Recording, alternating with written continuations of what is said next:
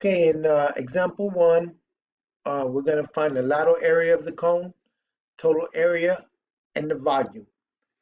So let's look at the formula for lateral area. It's going to be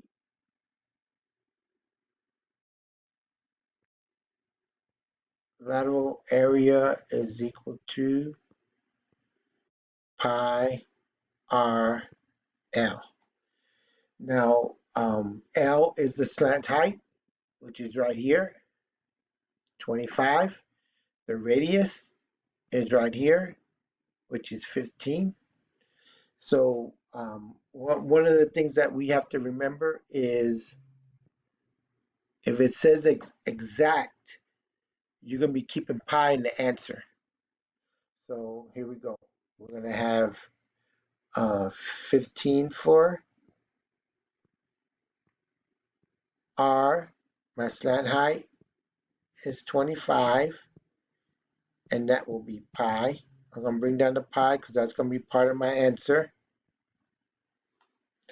And now I'm going to go ahead and switch to my calculator. And I'm just going to plug in 15 times 25 because the pi is already there. So I'll do my 15 times 25, 375. So I'll come back here and I get my 375.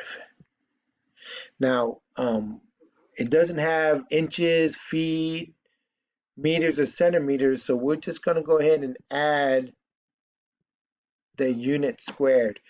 Area will always be squared. So my final answer will be 375 pi units squared.